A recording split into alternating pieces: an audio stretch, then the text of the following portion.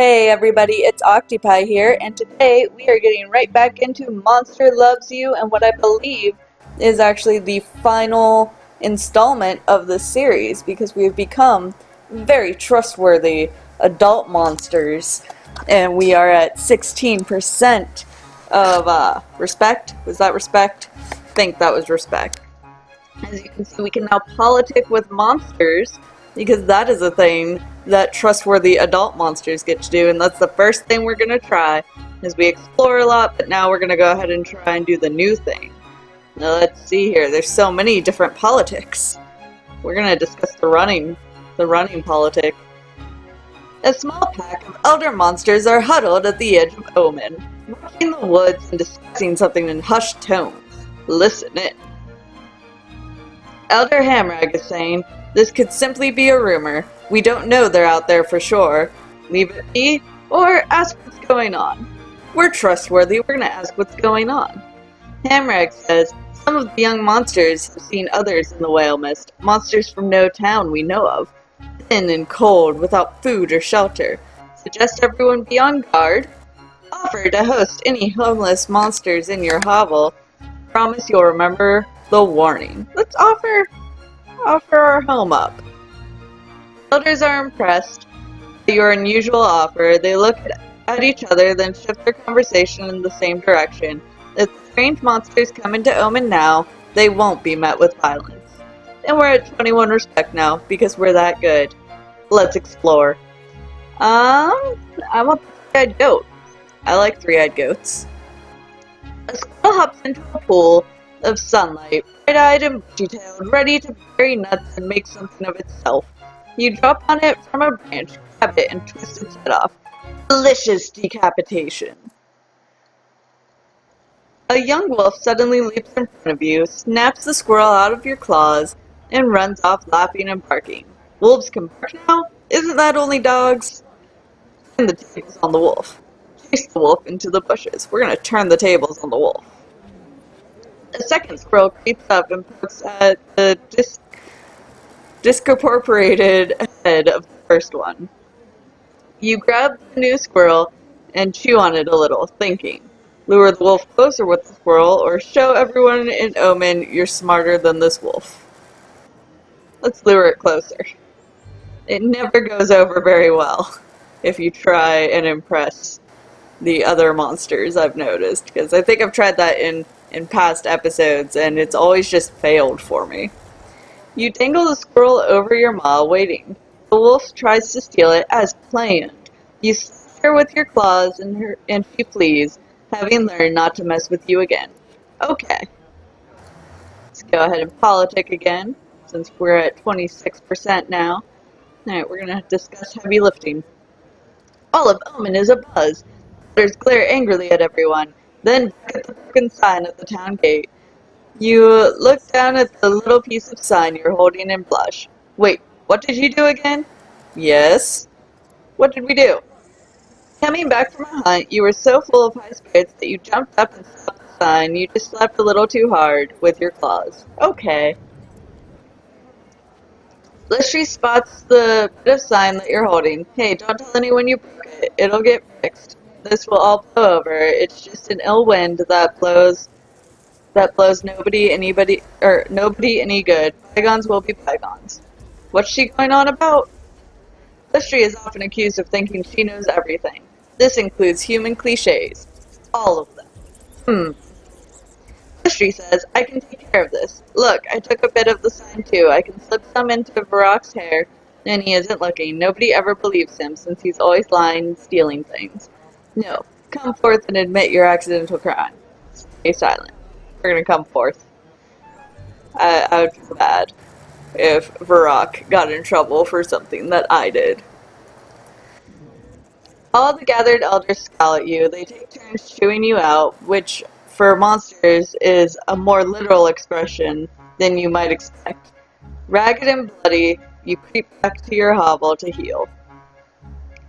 You take solace in the fact that your honor is intact. You messed up, but you told the truth, and everyone will remember that. Okay. Let's see here. Let's do the angry monster. You're bringing home a human coat you found hanging on a tree when you see a cat waving at you. Bad news. Get out of here. Or wave back. We'll wave back. The cat is standing on his hind legs wearing human boots, not boats. He's not wearing boats. Human boots, and indeed is covered in human clothing. Artifacts. Clothing artifacts. Save me! He cries, pointing to a wolf who has it cornered. Wolf. Another talking animal? Sure, why not? Tear it to shreds. Attack the wolf cautiously. Something's not right. Talk some sense into everyone. Another talking animal? So many. Must be something in the water. Alright, we're gonna attack the wolf cautiously. You leap on the wolf, keeping an eye on the cat. Good thinking too, since the minute your back is turned, he tries to take the coat you found. Let the wolf go and attack the cat, keep fighting the wolf, or abandon this entire situation. It's too confusing. Let's attack the cat.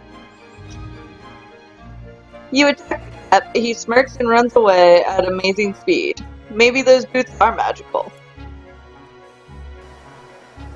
Alright, back to politicking with some monsters, and we're gonna politic about food. Copaz and you are arguing about what to have for lunch. She got to pick last time. Suddenly, your favorite food falls down from the sky and perches within arm's reach. The magpie chirps. Have either of you seen a cornfield around here? Your stomach growls. It's tough. Help the bird. Scream and flee. Why was the bird talking? Burp. We're gonna help the bird.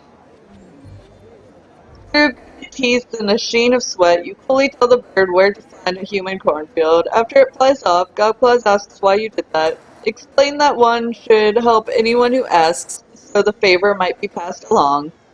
Because it'll be tastier someday when it's eaten lots of corn. Because it'll be tastier. She nods to you. Fine, but that doesn't help us right now. We still need to get a real meal. Okay. We're exploring again.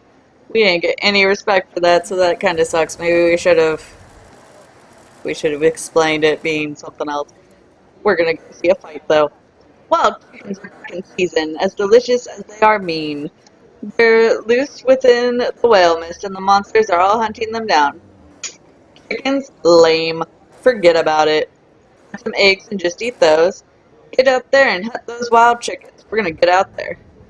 Deep in the woods, you're looking for chicken scratch when you literally stumble over a hen guarding a cluster of chicks. The hen clucks and caws at you. Look at that hen, she's huge! The hen drives the weakest chickens away from their protector. Fight the hen. The clucking makes your blood turn cold. You seize the great hen and fight until you're a mess of feathers and blood. Curious, savory. Nash Ganesh cheers so hard that the two chickens she hasn't killed yet escape her grasp. Heck yeah. Alright, let's politic about jumping. Monsters are gathering around the skull pole. They invite you to dance with them. Skull pole? Pole? Dance? To climb. Watch them dance. What is that? A few monsters die without dissolving themselves in the communal spawning pit. Other monsters save the heads of the deceased and hang them on the skull pole. The skin and flesh turn to slime eventually, leaving only bone. We're gonna dance. The only problem is you've never done the skull dance, and now everyone is watching you. Wait for someone else to dance and imitate that monster, slip away without making a scene, begin to dance. We're gonna go ahead and begin to dance. You move closer to the skull pole. Dance fast, thrash around like you don't care, apologize for your ignorance, then dance slowly. Try to show some respect to the skulls. We're gonna try and show some respect. You dance slowly and somberly, not quite sure what to do, but doing it with dignity. When you finish, all the other monsters howl with approval. Alright, we're at 40% respect. We're getting it. We're getting there. Alright, let's see here. Exploring the whale mist. Let's see what the sword's all about. You find a red hood and a basket in the middle of the forest path. A human house is nearby. Funny, You've never noticed it before. There's a white picket fence out front. Please stay away. Circle the pretty little house. Take the hood and basket home. Circle it. There's a great deal of blood in the yard, along with a half-dead wolf coughing weakly. Killed the wolf? Ask the wolf what happened. Woodcutter's friend, you can't trust them. They wear their axes, even worse than knives. The wolf finishes dying. Bow your head in respect. Take and eat the wolf carcass. Well, we shouldn't waste it. We shouldn't waste it. You haul the strangely heavy carcass back home. An elder points out a sewn-up gash down the wolf's belly and says it was good work. Take credit for the woodcutter's surgical precision. Admit it was someone else who cut the wolf open. Let's take credit for it. They're never going to find out. The elder is impressed. You open the gash and find stones inside the wolf. How odd. We're not rude. We're a little rude. Alright, let's see what the spider is about. Today is the day of the Spinner 500, the big spider race. Winners are regarded highly by all around town. Let's do this. Let's not. Let's do this. Your spider hurt her leg this morning. What should you do? It's a noble race. Watch with your spider. Cheat. She's normally the fastest spider in the world, even the playing field. May the best spider win. Enter yours unaided. Let's cheat. Let's be rude and cheat. You feed your spider a fly soaked in horribly strong coffee. If they knew the judges would make a rule against it, who's telling them? She darts ahead of the other racers and wins easily. Oh yes. And drops dead at the finish line. Oh no. Oh yes, your spider is dead, but you earn the prize, a bag of candy and kudos all around. Wave to the cheering crowd. Share the candy. Let's share the candy. Everyone who was your fan is now your biggest fan. Some of the younger monsters are fighting over who likes you more. Alright, let's go, young monsters. We're gonna explore the whale mist again. We're gonna explore this snake. You take the lead on a hunt in the whale mist, but you become separated from the group. Suddenly, you catch sight of something. There! Where? Within that thicket, rumor has it that an especially large, clever snake tricked Nashganash, biting her, and made her sick for days. And it's right there, waiting, watching. Call everyone and get out of here. You've eaten and eaten snakes before, time to eat another. You slowly creep up on it, sharpening your claws. Suddenly you stop. A print in the dirt is clearly from Nashganash's foot, and that's dried monster blood around it. Lure the crafty serpent into a trap so it can't bite you. Use yourself as bait. Be the trap. Let's lure it into a trap. You perch on a branch above a crude snare and beat two rocks together to attract the snake's attention. This goes on for some time. Eating those rocks.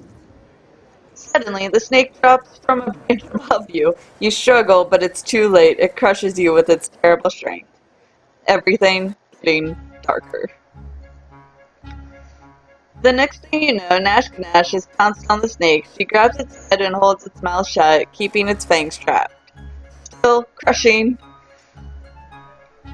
Nashganash picks the snake's head off and swallows it. You gasp as the coils loosen. Nashganash is carried through Omen by a group of cheering monsters while you are left to recover on your own. Okay, we lost 3 respect for that. Well, good team. Good team effort. Politic again! Yay! Choose your adventure. Let's see what these guys are up to. Alphog and Gritmitten are arguing in the street over a cat. They both want kitty croquets. Croquettes? Yeah. Kitty croquettes for lunch. Sounds yummy. So, what's the problem? Alphog says he caught the cat, but Gritmitten says it was his larder. It was in his larder before it got out. Both monsters turn to you as a neutral party to decide. Finders eaters, clearly the cat is Balfog's. Try to make everyone happy. Let's try and make everyone happy. Balfog holds the cat close, stroking it absently. The cat mews and rubs its head against his gripper. Ask Balfog if, just once, sharing is on the table along with the cat. Demand to hold the cat while you mediate the dispute. Let's hold the cat for them. Hellfog hands the cat over to you. What do you think? I caught it fair and square, so it should be mine, right? Give the cat to Gritmitten, cut the cat in half, and let Hellfog pick the half he wants. Take a bite of the cat to test it. Let's cut the cat in half, because animal cruelty, I guess. Rip! That was messy. Hellfog grumbles, but he agrees to have to avoid the fight. Gritmitten gives you a claws up sign and runs off with the hindquarters. Wisdom is the hallmark of a well-respected monster. Ah, respect. Awesome. Let's explore the whale mist again. We'll see what this book is all about. The spine doctor has asked you to catch a special fox. It limps, she says, and it coughs. I need it quickly, if at all. Why does she need the sickly fox? After it, just go home.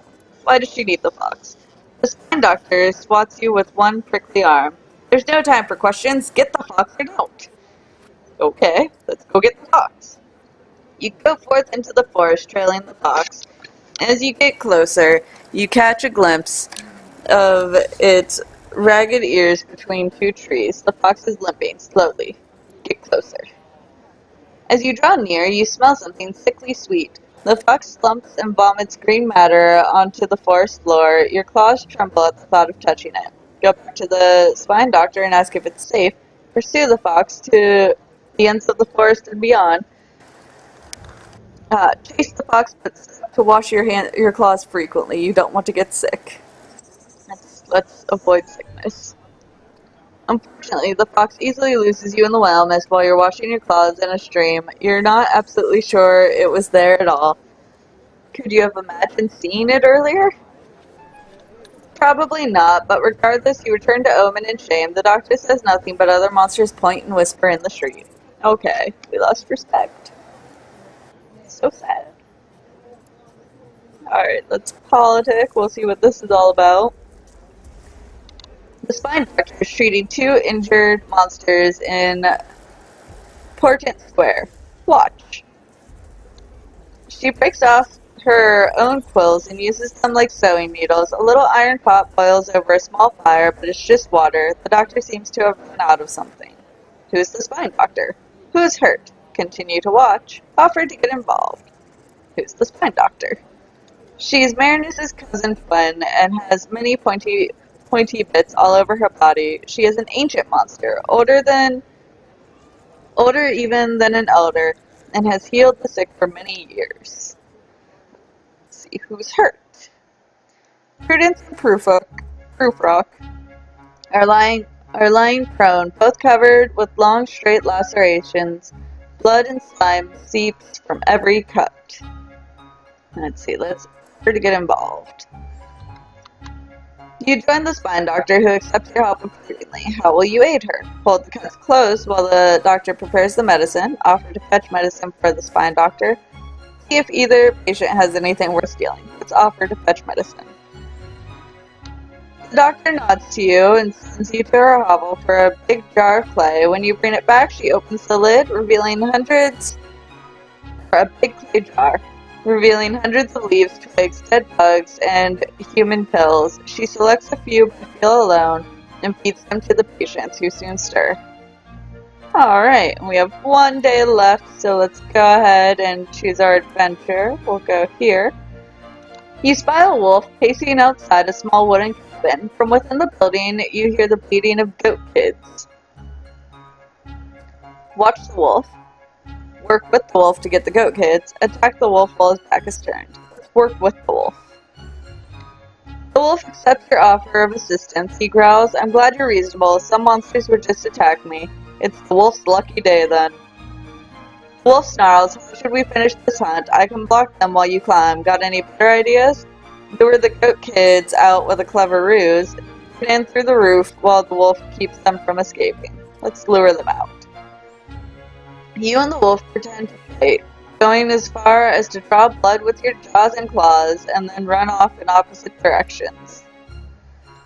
The goat kids emerge from the cabin, relieved to escape their fate, and you and the wolf close in on them from your hiding spots. Kill! You slaughter the goat kids and eat them up. The wolf leaves with one carcass in his jaws to share with his pack. Okay. Alright. You're growing old, my friend. Your body is very soft and you drip slime everywhere you go. It's getting hard to leave your hovel. Stay inside and think about this. Go to the spine doctor. Embrace your fate. Let's stay inside and think about this. I don't feel like leaving. It's your time and you know it. Unless you lived well, your body will return to the slime from which it came. But if you have done well, think about what happens if you have done well. What's that noise outside? Let's think about what happens. Your fellow monsters will test you and donate blood to a portentous infusion. What does one do with a portentous infusion? No, really. What's all that racket outside your hovel? One drinks it naturally. If it has enough blood in it, you ascend to elder status. If not, you dissolve. What else is involved in a monster's ascension? Sounds like a bunch of monsters out there, all right outside your door. What else is involved? The elders test you. You don't have to pass all the tests to ascend, but it helps. Oh? Will they be quiet out there? Go see what those monsters want. The more respected you are, and the better you do on the tests, the more blood the elders will add to the infusion. And then you drink? Did someone just tap on the door? Answer it. No, we're not answering the door yet. And then you drink. But enough about that. Someone's banging on the door of your hovel. Sounds like a crowd is gathered. All right. Hold your horses. We're cranky old men now. A group of elders is waiting at the door of your hovel. They've seen your drippings. They know it's time for you to dissolve or ascend. Refuse to go. Go with them to dissolve or become an elder. Ask them to come back later. We'll go with them. The elders of Omen surround you at the spawning vat. They've built a fire beneath the small cauldron. Your body is squishy and damp. Examine the cauldron. Detest it. Try to ascend to elder status. Dissolve. Become one with the spawning vat. Last chance to run. Flee into the wilderness. Let's examine the cauldron. The rusty iron cauldron smells like electrical fluid and herbs from the whale mist. It's empty now, but soon it will hold blood and slime for many monsters. Okay, let's try and ascend. A masked elder comes forward. She says, it's time to decide. All the elders growl and snarl. Watch. The masked elder claws herself. 3 drops of liquid splatter against the hot bottom of the empty cauldron. Thick vapor rises into the air. Was that blood or slime? You can't be sure. Depends on how much she respects you. Go on. The masked elder asks, who has already decided the fate of this monster? Wait. A few of the elders approach the cauldron to add fluid to the collection. The liquid begins to bubble. The masked elder has placed 5 flat stones on the ground before